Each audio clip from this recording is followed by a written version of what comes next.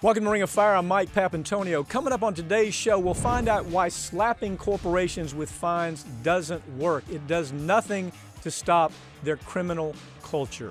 Democrats in the beltway might be shedding their corporate ties, and we'll tell you why populism might be coming back, at least in small steps.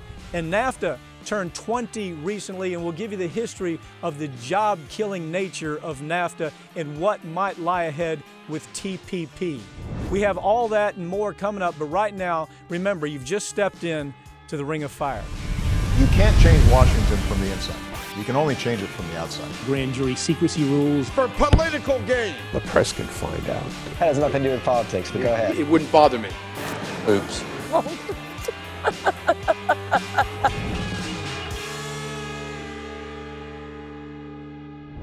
When corporate America commits a crime, you can bet that the worst punishment is going to be a fine, a slap on the wrist. But that punishment doesn't even come close to changing the culture of crime that exists in America today. And I can assure you, this administration has done very little to change that culture of crime. I have Seth Katz here to explain why. Seth, corporate America under this administration and the administration before, with the Bush administration, the Obama administration, they've created a new culture.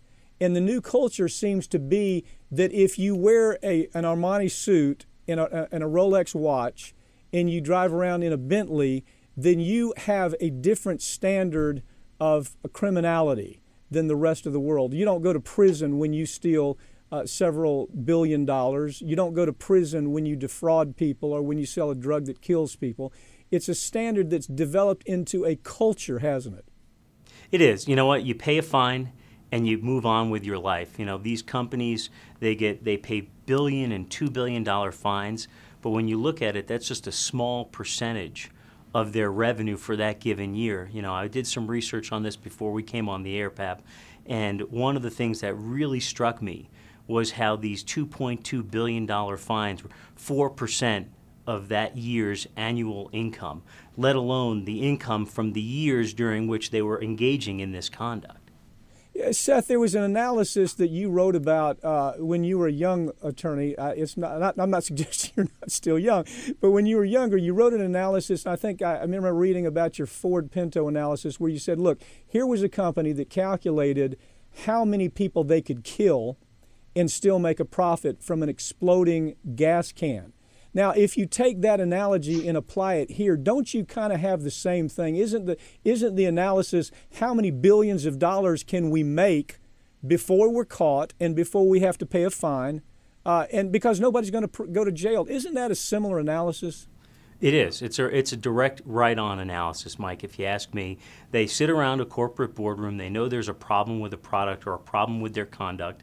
And what do? They say, well, if we get caught and we have to pay X, will we have made more over time than X? And if so, it's a simple calculation, and you can't overlook the content of it.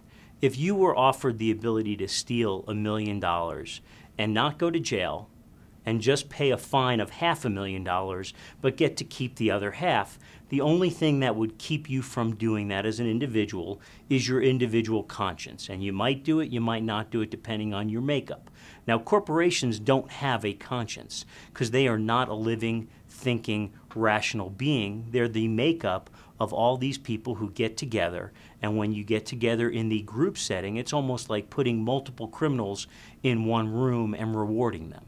Yeah, I mean, the old, I love this line, I think it might have come from Jim Hightower or somebody such as that, where they said, you know, they'll believe that a corporation is a person once Texas executes that person.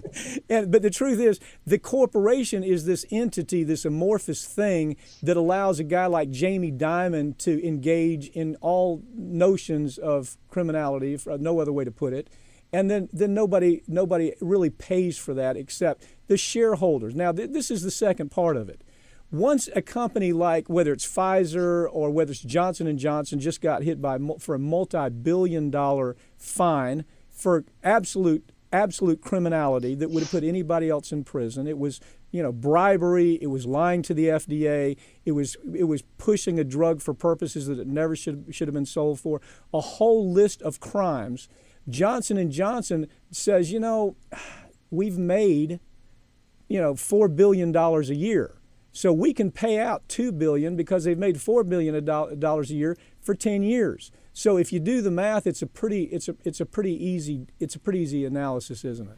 It's a real easy analysis. And the one thing I want to follow up on, Mike, that you just said, the money for the fine doesn't come out of the CEO's benefits. It doesn't come out of his salary or her bonus or her pocket. It comes from the shareholders. It means less money for the shareholders, but the executive compensation stays the same. It goes up every year in this country. The bonuses that the higher level executives at all these companies, and it's not just pharma companies, it's oil companies, it's tech companies, they're all involved in this because of what you call, Pap, the culture that's been developed. If we can make more than we have to pay, it's an easy business decision. Well, we're wholly unregulated if you really think about it. I recall you and I being in Amsterdam, taking a deposition against an individual with a drug company, and we asked, why is it that you sell the drug in the United States for 4 times the amount that you sell it anywhere around the world? And you remember the answer, Seth? The answer was basically it's because we can. Right. And so you have multinational corporations coming to America where their regulations are shoddy at best, but even with that, if they get caught doing something that violates the regulations, nobody's going to prison. How do you think this administration has done in changing any of that? I can't see any change. What about you? I don't see any changes. The only thing you notice is that the fines or the penalties, the payments are going up. But the reason I think the payments are going up is because the amount stolen or the amount obtained through this illegal conduct is going up. And everything is going up for these corporations. Their profits are going up. Their revenue is going up. Their executive compensation is going up. So I don't know that it's really a trend that this administration is undertaking. I think it's just a trend of the economy. Well, I mean, if we just look at just this past year, Pfizer, Lilly, Johnson & Johnson, KBR, I can't even remember all of them. Simon, I could go on forever. Of course, yes, all of the banking industry almost, all of them have paid these exorbitant fines, but some of them haven't even had to plead guilty to do it. Great example, a story you covered, I think last year, you or Mike covered, where we talked about the idea that you had you had a bank in international bank that was actually laundering money for terrorists, laundering money for crime cartels, for drug cartels. They were caught. The documents were there. The papers were clear. They had actually done this. Witnesses were testifying against them. Whistleblowers came in and said, yeah, I actually participated in that. I was told to participate in that. Nobody went to prison for that, where you had a major bank saying, yeah, we're going to do this. And you know what they did? They paid a big fine, and they realized, gee whiz, we can make money again. When all the dust clears, we can make money again selling, doing the crime work for terrorists, doing the crime work for drug cartels. When all the dust settles down, we'll simply do it again. Isn't that kind of the problem here? It's a big problem, Pap. I mean, if you look at the way this country is going and trending, it's much better to be a corporation than an individual. You can buy your way out of criminal liability without ever having the risk of prison, without ever having to lose your freedom, or in the case of a corporation, forced receivership. You can donate as much money as you want to a political party, to a political candidate. An individual is capped. I mean, the way that the government and the way that the Supreme Court are treating corporations vis-a-vis individual rights is astounding. It's not even just corporations. How about the story we just saw, where wealth kept this disgusting little brat out of prison because they said, you know what, he's spoiled. He's a spoiled brat. The parents are multi-millionaires, and he suffers from something called affluenza. And he runs over and kills 4 people. He's, drunk at the time, kills 4 people. And rather than going to prison like anybody else would, this kid gets a free pass. Why? Because the judge was, there's no other way to put it. You follow the money on that. The judge was impressed with the wealth. Seth Katz, thank you for joining me. Keep up what you do. Maybe we can do in our little part of the world, we can at least push back. Thanks for joining me. Sounds good, Mike. Good seeing you. Happy New Year. Same to you.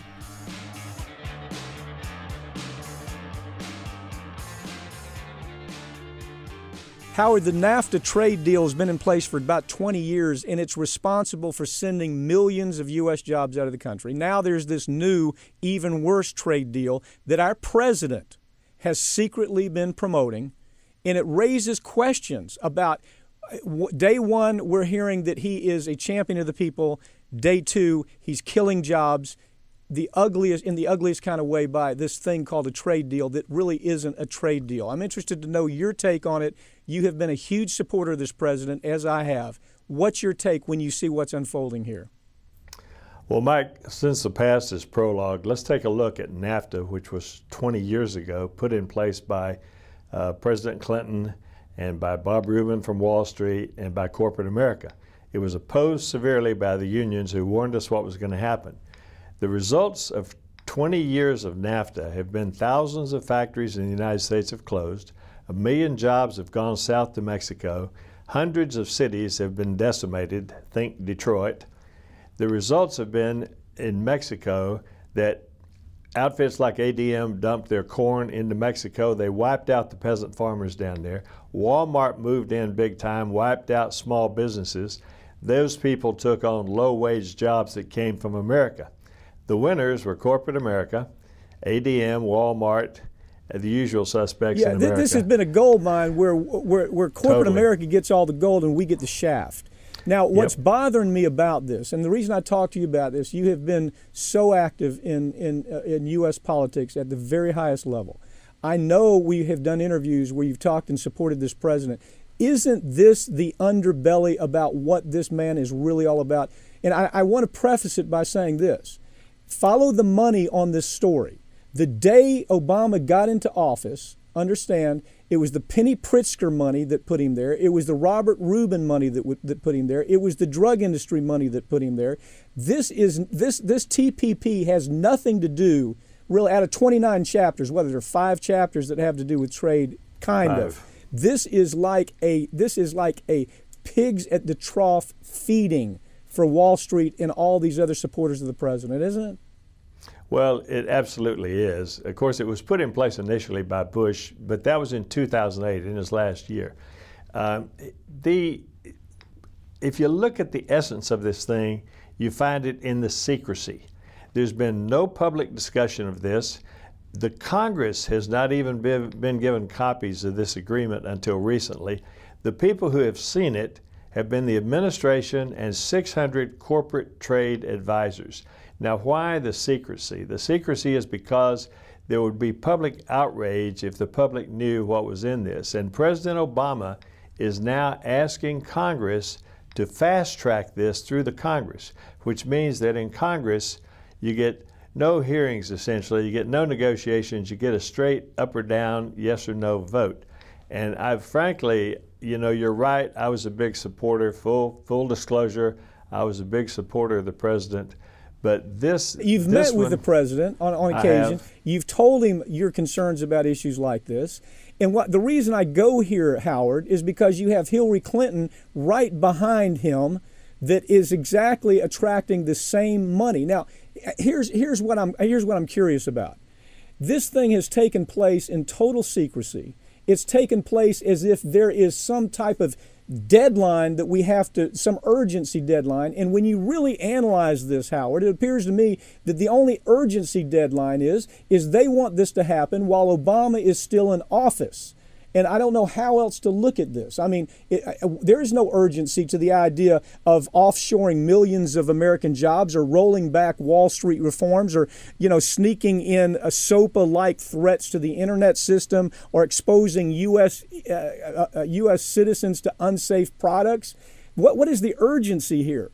And so that is, I think, the heart of what this is about. The urgency to me is they know that Obama has been ordered to do this, has been pushed around to do this, and he's saying, I'm willing to do this, but he's almost out of time. I don't know how else to see a sense of urgency here.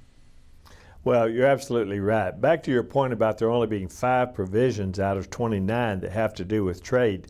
The other 24 provisions have to do with corporate protectionism. And there's an aspect of this thing that is just totally outrageous. The United States federal, state, and local policies have to comply with the TPP rules. I mean, this is a super rule set that goes above the rules passed by our federal government, by our state and local governments. Explain that a little bit. Explain how extreme this is. Well, first of all, there's another thing it does which is totally outrageous. It elevates corporations to sovereign status. They're empowered, the corporations, the banks are empowered to enforce the rules. And the way they do this, they sue the United States in foreign tribunals. If our policies are not in accord with international law, then the corporations are empowered to sue the U.S. in foreign tribunals, and the U.S. has a choice to either change our policy or use taxpayer money to pay to those corporations their expected future profits that our laws deny them. It's unbelievable. Look, let's go down the list here. Food safety, no question. Everybody who's analyzed this says food safety is at risk because the regulations are such that we have to fall to the lowest common denominator. Right. If Pango is part of this agreement and Pango doesn't have food safety regulations, then we have to comply with their non-regulation. Fracking. Already we're seeing cases where in Canada, foreign oil companies are suing Canadian sovereigns and saying, you have laws that say we can't frack. You know what? We're going to sue you about it. And they've sued one area in Quebec for $250 million. Jobs, you have U.S. corporations that are going to get bonuses. They're going to get tax breaks for sending jobs out of this country. Drug prices. How about this? We're not going to be able to control drug prices at all under this new agreement. As a matter of fact, you're going to give the drug industry the opportunity to distribute their drug for a longer period of time by holding the patent longer, and they're going to be able to interfere with the generic drugs moving onto the market. And we're not going to be able to limit them in any kind of way on prices. So banksters, same thing. Wall Street gets this free ride because all of the regulations that we've kind of put in place, they're not really in place, but that we've talked about putting in place because of the theft that took place, the $10 trillion theft that Wall Street pulled off. Those regulations we're not even going to be able to put in place.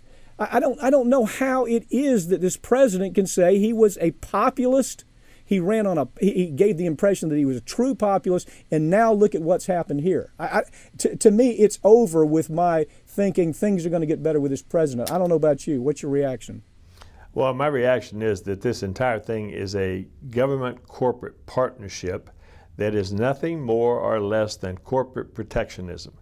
Under these provisions, the usual suspects win. The banks, the oil industry, the manufacturers, big pharma, big business, and the politicians who rely on corporations for contributions for their campaigns. The losers are the American public. We're going to increase job loss in America. You're going to increase the divide between the rich and the poor. You're going to increase the corporate control of our daily lives. The question is, where's the press? This came out from WikiLeaks.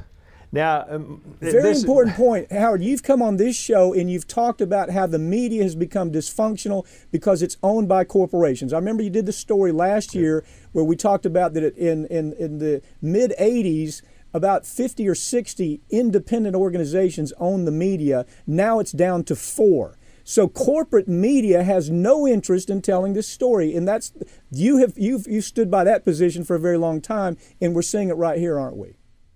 Well, you know, Mike, I've always been opposed to WikiLeaks because of leaking things that might have to do with national security. I was in the military intelligence. I was in the Army Security Agency. I know the importance of American secrets, but I got to tell you, I am with WikiLeaks on this one because the press, the political leaders, no one has covered this story. No one is touching this story. and then we wouldn't be Hell, talking they about want it it, now. Howard. The corporate media wants this. I mean, Yeah, absolutely, because you're not going to see it on 60 Minutes because 60 Minutes is owned by corporate America. You're not going to see it in the New York Times because they're owned by corporate America. The political leaders are not going to raise the issue because they're owned by corporate America.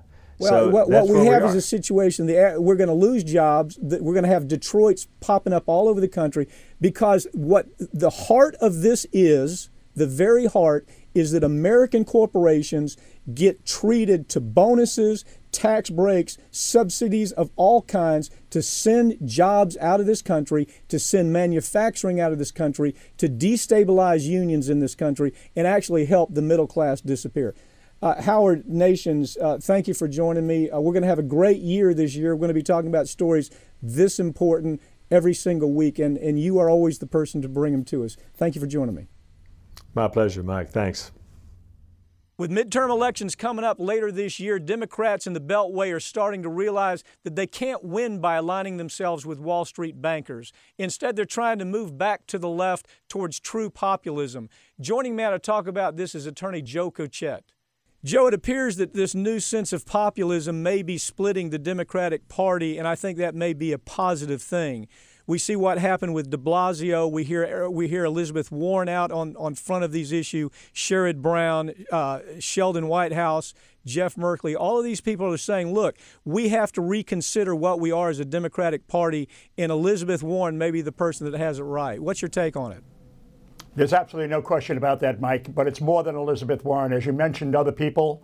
There's people on the streets in Los Angeles, as you just saw in New York, in Washington, in Philadelphia, Chicago, everywhere. There's even people in the state of Texas, believe it or not, contrary to what that governor thinks. There is a movement going on that it's about time in coming, to be frank with you, because what people are seeing is they're not seeing an economy that's getting better. They're seeing an economy that's getting better for really this trite phrase, the 1%, but that's what it's all about. When is the last time you saw someone from Wall Street go to jail? It doesn't happen. I don't mean to be so blunt, but that's the thievery that's going on in our country. You know, you, just like I, probably had to read Lawrence Goodwin, who probably has written more about what real populism means than any writer that I'm familiar with. Maybe Howard Zinn or Chalmers Johnson have written equal amounts.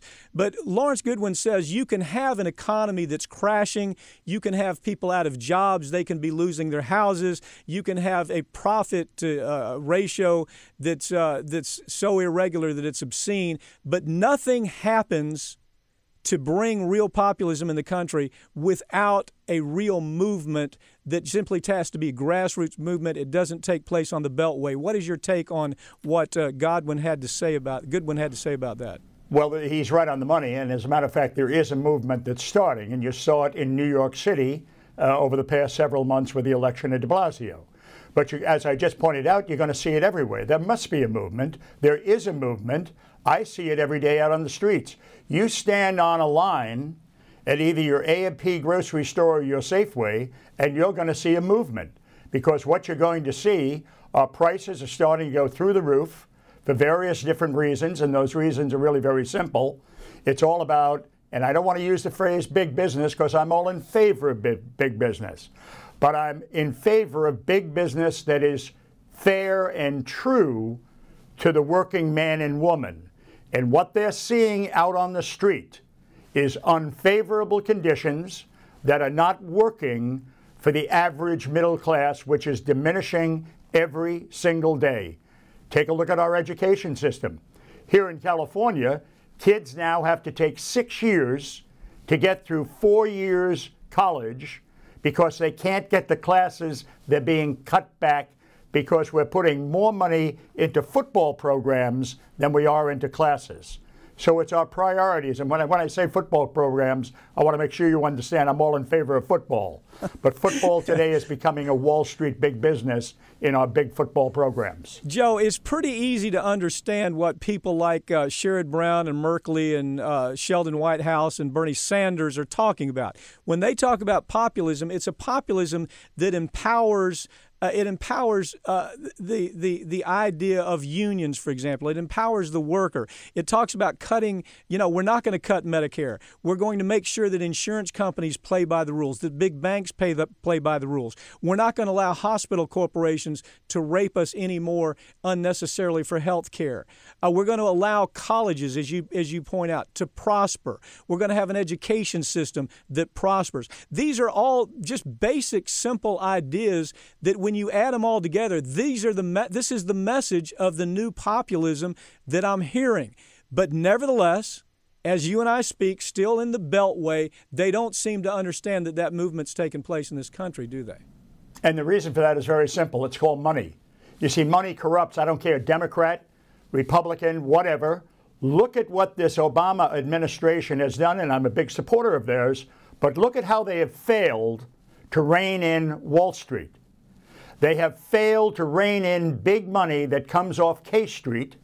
For those of you that are not, for those people that are not familiar with K Street, that is just building after building of lobbyists with multi-millions of dollars in cash contributions, check contributions, fundraising ability. So when your average member of the House or the Senate walks into those parties, they are taken aback with the largesse that is put upon them. That's the problem with our system. It is bought and paid for by lobbyists. The average person on the street in Atlanta, Georgia, can't walk up to their member of the House and hand them a big check and say, look, I want to throw a party for you. The average person on the street in New Orleans, Denver, Albuquerque, New Mexico, they don't have this ability. They're lucky if they can make their rent check and pay for their food for their children at the end of the month. Well, when we listen to what happens, if we analyze what happens with the populist movement, Goodwin, again, I keep coming back to him because he had some great ideas. He said what moved the populist movement in the 20s and the 30s was that you had grassroots organizations. You had farmers that were going town to town talking about the need for people to regain control of the government. You had you had a movement that talked about the idea of building an economy from the bottom up rather than from the trickle down. From the trickle up down. And so, but nevertheless, we don't really see that nowadays unless we focus on what occurs in the social media. There's no grassroots turf kind of movement that Goodwin says you have to really affect a populist movement, because truly, as you just pointed out, the money is so big that the Beltway is completely isolated from the rest of the country. But I disagree with you, and I disagree with him to this extent. There is a movement, and we're seeing it in our inner cities. It is now growing out. I want to comment on your farm issue. You see, you're right. We did have farmers that stood up in the 30s, 40s, and 50s and rallied together as a movement. And I don't mean to be facetious about this, but we don't have farmers anymore. What we have today in America are corporate farms, the large farms that are run literally by Wall Street. So you don't have those little farmers. What you do have, though, is you have the workers on the streets of every little city, little main street, right up to your big cities, that are now looking around and saying, hey, wait a minute. And I see those movements forming, Mike, and that's why the Elizabeth Warrens and the other people you pointed out, Tammy Baldwin and others, are making such a loud voice.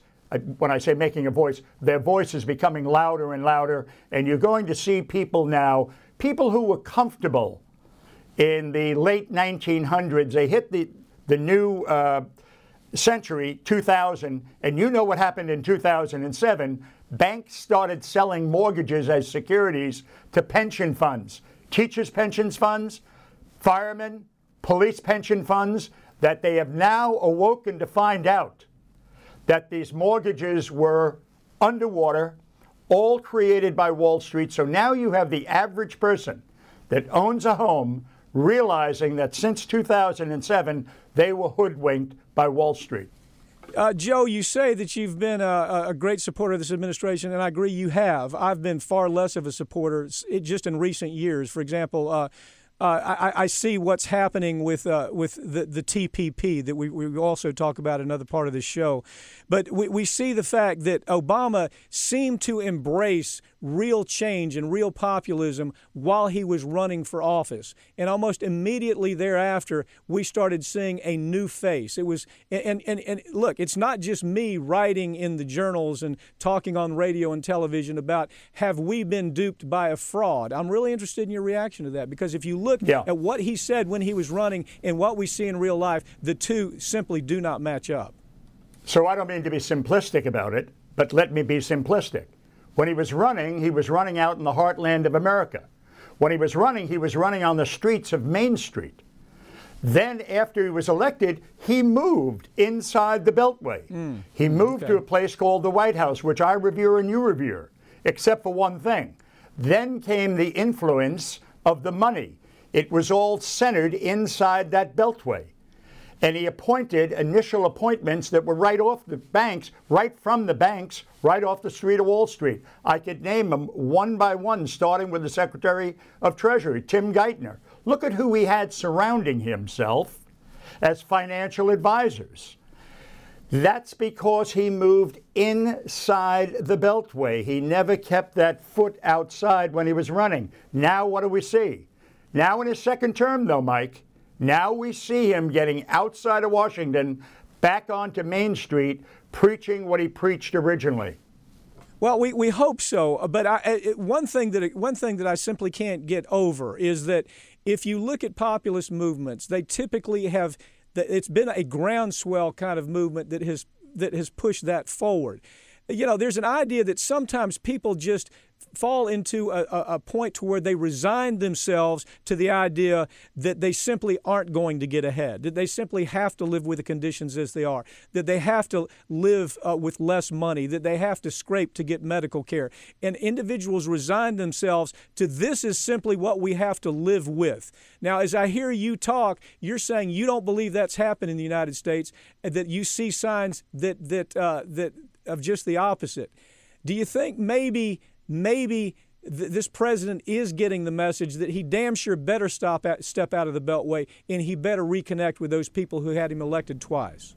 There's absolutely no question in my mind that he and everyone, his advisors around him, realize they have to reconnect now. Look at the Affordable Care Act as an example of what they did to him, what Wall Street did to that act. You know what they did to it. Look at what they're trying to do to Medicare. So I think today I have great hope in the young people in our country, because I see young kids starting to stand up, take an active interest. We're going to have immigration reform, whether the Republicans like it or not. This is a country of immigrants. And I see people stepping forward now for the first time in the past 10, 20 years. The word hope was used when he ran the first time. I believe the hope. Many young people believed the hope, and then everybody became disillusioned when the facts truly came out that nothing had changed on Wall Street. I think Obama attempted to do it. He just didn't have the will at the time to do it. I think that's changed now in the second term. I think he's going to get back out on the streets. I see him, at least now, going back to Main Street and getting away from Wall Street. I hope you're right. I want to continue this conversation and have you and I have a discussion about the TPP that he's backing secretly right now that very, very much should concern everybody. I mean, if you look at the TPP, let's continue this discussion in our next interview and consider really what does the TPP say about the intent of this president for the next 2 years? I'm glad to hear you're optimistic about it, Joe. In some sense, I am optimistic. But, you know, optimism is great, but I'd rather see some real results. Joe Cotchett, thank you for joining me. Thank you for joining me. Thank you, Mike.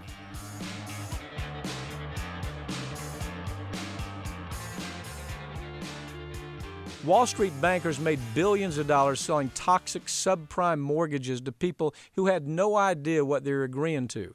But they were sold on the idea that the banks would take care of them if anything went wrong. Well, things have gone badly wrong. After these people were duped into signing, the banks raised interest rates, forcing more mortgage defaults than you could count. But now cities across the country are fighting back against the banks, and I have author Les Leopold with me now to talk about how they're protecting homeowners with something called reverse eminent domain.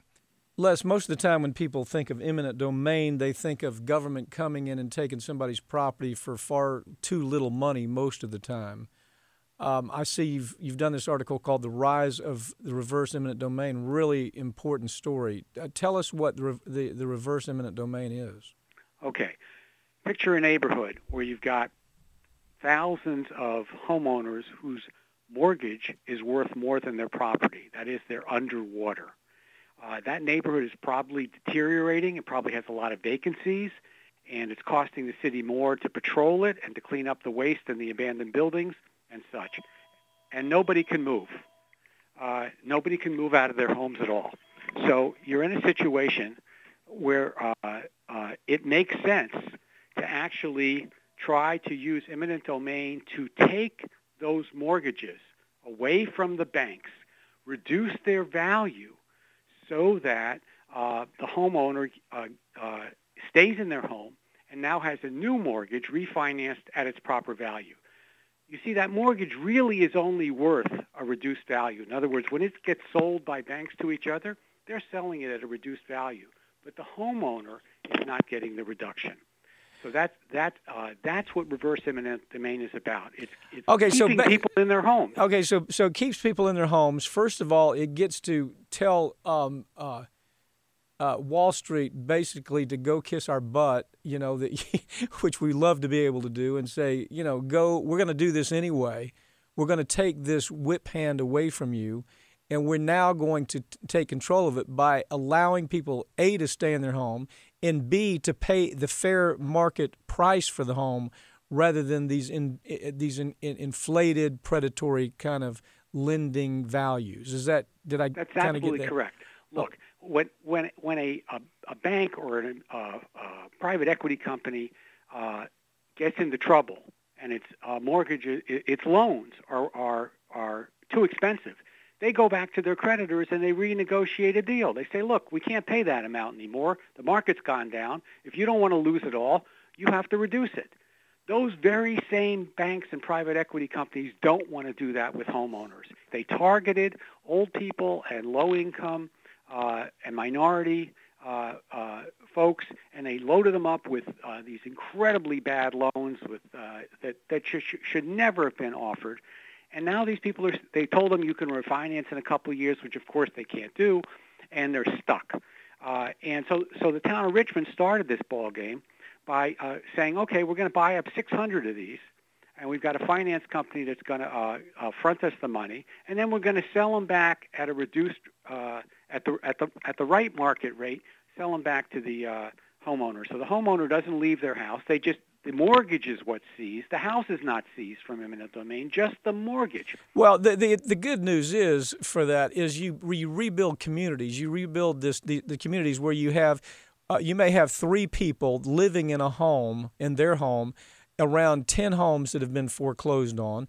The yards aren't taken care of. The garbage pickup is inappropriate. The policing, just to be able to take care of the problems, the cost is tremendous. And so doesn't the community say, well, we have to solve this problem. Let's go buy the property. I mean, isn't that part of their rationale? Yeah, as usual, you understand the issue better than I do. But that's exactly what the town council was saying.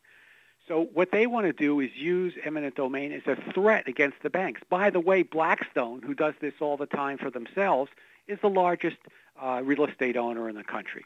So they probably own pieces of, own some of these mortgages as well. So they're trying to get the big mortgage holders, the big banks and private equity companies to negotiate with them, saying, look, we'll sit down with you. Let's work out the right price for these mortgages. So now this has taken place in Virginia. We're seeing New Jersey, other places as well, aren't we? Yes, absolutely. It's spreading down into Southern California. It's over here in Newark, right near where I am right now. Newark and Irvington, New Jersey, have both begun the process, and it's very, very threatening to Wall Street. Now, it's interesting. Wall Street got bailed out 100 cents on the dollar from Congress and the Federal Reserve. But they've given virtually no relief to these victims of predatory lending, even though we have all the documented evidence of how they rip these people off. So this is an incredible thing if it catches on, because. But by the way, Wall Street's going to fight back, and as Wall Street tries to undercut that power, they will. If they're stupid enough not to negotiate and try to kill this thing kind of quietly, if they let this thing get out of control, then you've got a real fight, because then they have to bring the power of the state down to try to get rid of eminent domain, try to redline these communities, and then it's raw power against elite raw power against people power. Arguably, anybody listening to this broadcast could say, they're not doing this in my community. Maybe I'll go forward and try to push That's all it takes. The reverse eminent domain. It's a brilliant approach, Les. I think what it does. I think in your article, I remember you asking the question, could this be Occupy 2.0? Well, it might be. I mean, it really could be, because this division between what we used to have, you didn't used to be a time when you didn't have a Wall Street Democrat Party.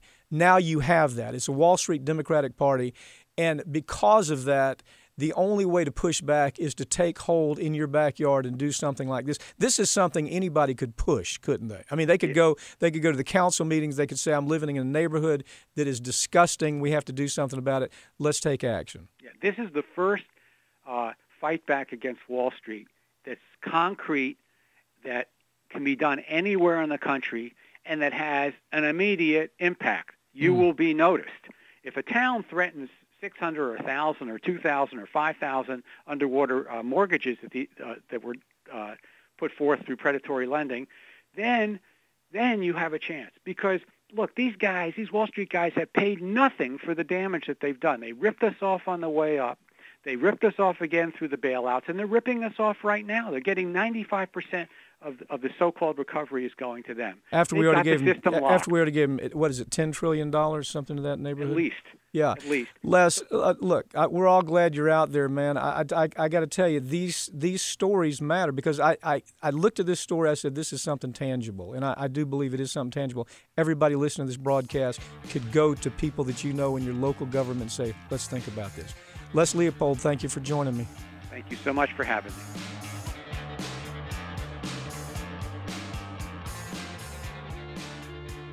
Well, the train wreck to me is what's getting ready to happen January and February over budget talks.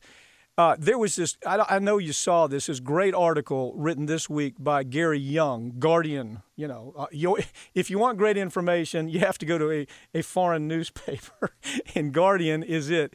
He pointed out that Charles Munger, this is a disgusting story.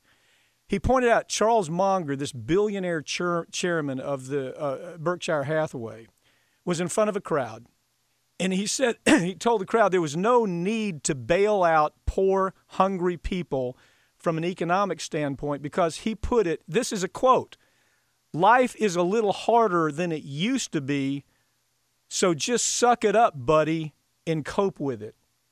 That was his quote.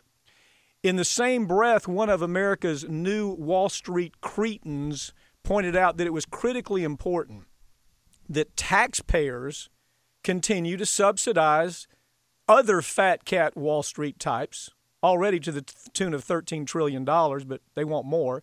He told his audience that they should be thankful. They should, swear to God, they should thank God for bank bailouts. In other words, bailouts for billionaire Wall Street criminals seems just fine. But coming to the aid of America's middle class or coming to the aid of America's poor was bad judgment, according to the Charles Munger billionaire crowd. Isn't that a perfect name for this guy, Charles Munger? Munger and his psychopath pals on Wall Street are in a new rehabilitation mode, where they're reasserting that greed is good for all of us, because they see they're getting hammered in public opinion, so they're trying to rebuild why greed is good for all of us.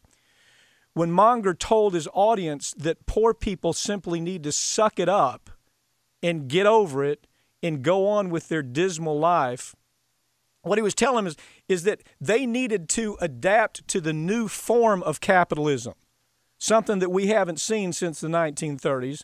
that's destroying America again. In other words, middle class and poor Americans need to adapt, but Wall Street, here's the irony, well, they reserve the right to continue their dysfunctional, predatory, disastrous race to the bottom, these reptiles adapting, never having to really adapt to anything. Poor people in middle class, well, they have to adapt. But Wall Street sees no need because middle class and poor taxpayers are always there for them when their incompetent, irrational, criminal corporate MBAs make incredibly bad decisions, knowingly reckless bad decisions. We're always there for them, so they don't have to adapt. The most troubling aspect about the Munger story is that Munger seems to be getting cooperation from the huge new numbers of Wall Street Democrats, and we're going to be talking about that today. Here's the background. 47 million Americans lost food stamp benefits in part because the Democrats, or what used to be called the so-called People's Party, have been quick to support the notion that greed is good and that the more we give to the top, the better off we're going to be at the bottom. The big lie that media Republicans, and now, see, I used to just talk about this was just a talking point for Republicans. This used to be something I talked about when I talked about the Ronald Reagan Republicans. But now Wall Street Democrats continue to sell that big lie. Buddy, they are full tilt selling the big lie. Gary Young, in a great article, again, from The Guardian, his article, How America is Killing the Poor. It reminded me that according to the Gallup polls, 1 in 5 Americans, your neighbors, say that they had times just in the last year where they didn't have enough damn money to put food on the table for their families, and they went without eating. The interesting point about Young's observation is that it's not just Republicans who want to continue taking benefits away from middle class and poor Americans. The only difference is that Republicans want bigger cuts than Democrats. When there should be no cuts at all, there should be increases taking place according to real politicians like Bernie Sanders.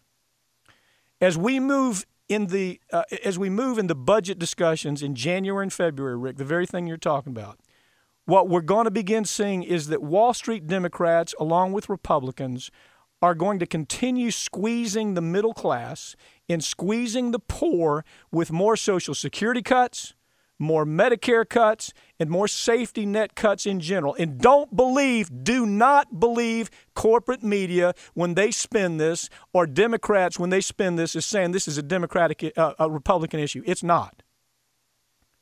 Democrats are going to argue, gee whiz, golly gee, we had to do this in order to compromise with the recalcitrant Republicans. Republicans are going to argue that, gee whiz, Democrats were willing to participate in all kinds of cuts because they finally see this is the only way to save our economy. Those are a couple of the talking points. And when you drill right down to the heart of the issue of cuts for the middle class and more cuts for the poor, those cuts have nothing at all to do with economic truth. And they have everything to do with ugly, disgusting political theater that both the Democrats and the Republicans are already playing out on television. Democrats understand that Hillary Clinton is going to be asking for big money again, like her husband did from Wall Street, just like we saw the Obama administration do. And never forget, most politicians, D or R, have no sense of shame where it comes to groveling for money. And the losers are the people who need help the most. As you watch the political theater over the staged budget, it's staged. First of all, it's a staged budget fight. There's no fight here. But as you watch this thing that's already been well choreographed, as you watch it unfold in January and February, understand the corporate media will never report that the Democrats have a goal that's not much different from the goal of the Republicans. You might remember the incident where Bill Clinton was caught on camera with a hot mic talking about the need for Democrats to push for Social Security reform. Clinton's apologetic big crocodile tear explanation was that event, well, it ought to leave you cold, first of all, but for weeks after, he caught on to parroting talking points that sounded more like Republican ideology than intelligent, truthful economic planning. The facade theater that's already been, this is all done. I mean, I'm talking about it now. It's done, ladies and gentlemen. So I don't believe it's not done. They've already given it away. The facade theater that unfolds in January and February may at least accomplish something if you are honest with yourself. If you're not a damn Obama bot who cannot be critical when we have to be critical. It's going to allow progressives to finally admit that in 2013 and 2014, there's going to be little difference in how we distinguish the differences between Democrats and Republicans on issues about distribution of wealth in America. You're kidding yourself if you believe that nonsense that the discussion is going to be taking place in budget talks in January and February has anything to do with real, genuine, bona fide economic concerns. It's not about that. It's about the money grab. It's about the political groveling. It's about the fact we have Wall Street Democrats who no longer have the damn courage or interest to stand up for America. It's not just the brain-dead, bonehead Republicans anymore. It's simply about political ideology. And right now, this moment in history, it's difficult to tell any differences in the ideology between Democrats or Republicans except on social issues, on issues like gender or immigration or handguns. Yes, Democrats do better with that. But just like Rick Outzen said to begin, what we see is misdirection that's taken place already. Talking about issues that have nothing to do with the fact that you got families that can't feed their families. We have a middle class that's disappeared. Where it comes to matters that really have the greatest effect on the typical American family, such as core economic issues, the Democrats have left the room shoulder to shoulder with Republicans. Now, not all of them. There's still a few heroes out there, believe me. But their numbers are dwindling.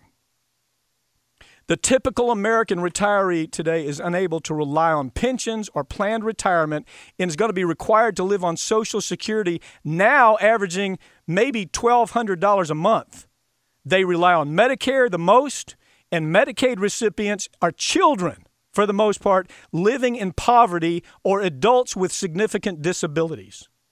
Attitudes about basic issues such as Social Security, Medicare, and Medicaid can best be reflected in virtually all of the polls that show a solid 70 to 75% of Americans believe Social Security should not be tampered with at all. It should not be cut. If anything, it should be increased. But Democrats in the Beltway, just like Republicans, they're blinded by the money that they're getting from Wall Street. Conservative teabag-type Republicans have already won this battle, ladies and gentlemen. It's over. All you're going to see in January and February is practiced theater. Hardly a day goes by now where some Democratic leader isn't suggesting either directly or in some damn code language that we got to take more away from the middle class and the poor and give it to America's billionaire elites by way of tax cuts, subsidies, and tax loopholes that make it virtually impossible for billionaires not to become multi-billionaires. Expect to hear the president and Democratic leadership using terms like long-term obligations to Medicare and Social Security, which is merely code word for cuts are coming and they don't need to come. Expect Democratic leadership to be telling us that they have to negotiate. They can't be viewed as the party unwilling to compromise. That's their talking point already. Expect to hear Democrats on Sunday talk shows making it clear that in their minds all the issues are on the negotiating table, including taking away more from the middle class, taking away more from the poor, and taking that same money and giving it to billionaires. It's all code word, code talk for the fact they've already given it away. Listen carefully as Wall Street Democrats such as Schumer and Durbin and Warner tell us that Democrats have to give entitlements away in order to get cooperation on revenues. How ridiculous. These are the new Wall Street Democrats beholding to Erskine Bowles, Alan Simpson, Robert Rubin, Tim Geithner, Larry Summers on economic issues that most concern the American public. It's virtually impossible to recognize any Democratic blood running through the veins of Dianne Feinstein or Max Baucus or Joe Manchin or Chris Coons or Tim Carper. The train wreck sellout is going to be taking place during a time when Americans more than ever need federal safety net programs. Only around 30% of all jobs in America even offer pensions, while health care and housing continues to skyrocket. If you actually believe that the Democrats won the shutdown and the great days are ahead, you watch what happens in January and February. Pay attention to what happens in the next 60 days. And you're going to see not only the golden years for our retirees disappear, you're going to see your future disappearing. Dollar by dollar that's going to be moved to the billionaire Wall Street elites that are handing out money in big bags to politicians who will speak their stupid talk.